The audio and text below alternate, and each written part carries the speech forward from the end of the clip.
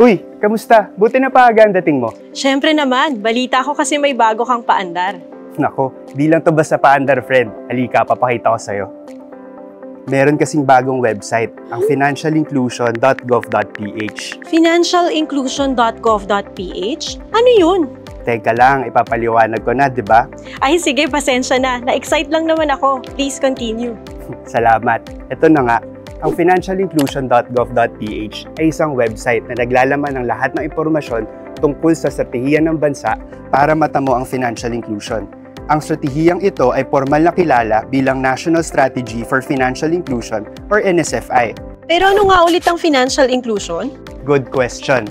Ang financial inclusion ay isang estado kung saan ang lahat, pati mga manggagawa, maliliit na negosyante, OFWs, estudyante, at vulnerable sectors ay may access sa mga produkto at serbisyong pampinansyal tulad ng savings, loans, investments, at insurance.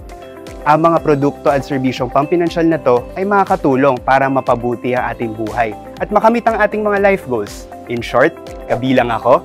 Kabilang ka? Kabilang tayong lahat. Dahil ang financial inclusion ay isang whole-of-government undertaking, makikita din sa website ang mga ahensya na bumubuo ng Financial Inclusion Steering Committee. Ito ang namumuno sa pagsulong ng financial inclusion sa bansa. Makukuha rin sa website ang mahalagang impormasyon tungkol sa mga priority initiatives para makamit ang 4 na layunin ng NSFI. Ang pag-promote ng inclusive digital finance, ang pagpapalakas ng financial education at consumer protection, ang pag-enhance ng access sa risk protection at social safety nets, at ang pag-enhance ng agriculture at MSME ecosystem. Ang galing naman yan! Ibig sabihin ba nito ay may impormasyon sa website na makakatulong sa ating lahat? Tama ka, friend.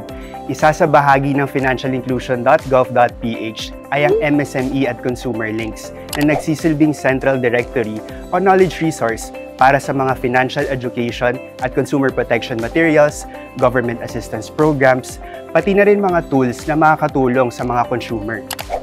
Halimbawa, kung ikaw ay isang MSME, makikita sa section na ito ang mahalagang impormasyon na makakatulong sa iyong negosyo, gaya ng gabay para sa registration process, training at development assistance, at iba pang relevant resources ng Department of Trade and Industry for easy reference.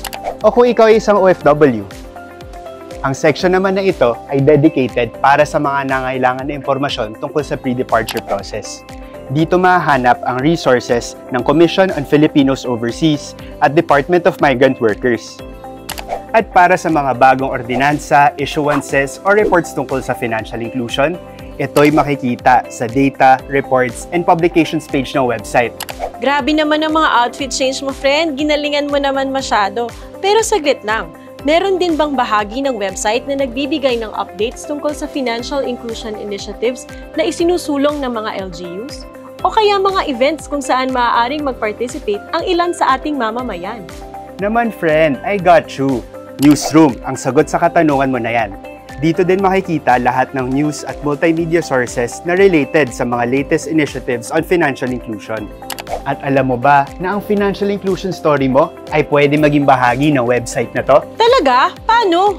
Sa newsroom, merong blog section kung saan pwede mo ma-share ang naging impact ng financial inclusion sa buhay mo. Halimbawa, paano nakatulong sa iyong pang-araw-araw na buhay ang digital payments? Kung gusto mo ibahagi ang kwento mo, isubmit ito sa Financial Inclusion Steering Committee Secretariat sa email na to. Believe na ako sa iyo, friend. Isang magandang one-stop shop itong financial inclusion website. Sinabi mo pa, alam ko makakatulong ito sa kahit sinong nangangailangan ng impormasyon tungkol sa financial inclusion. May gusto ka pa bang malaman? May itutulong pa ba ako sa'yo? Naku, solve na ako sa na-share mo. Sa uulitin. Sa ulitin din, friend. Ingat!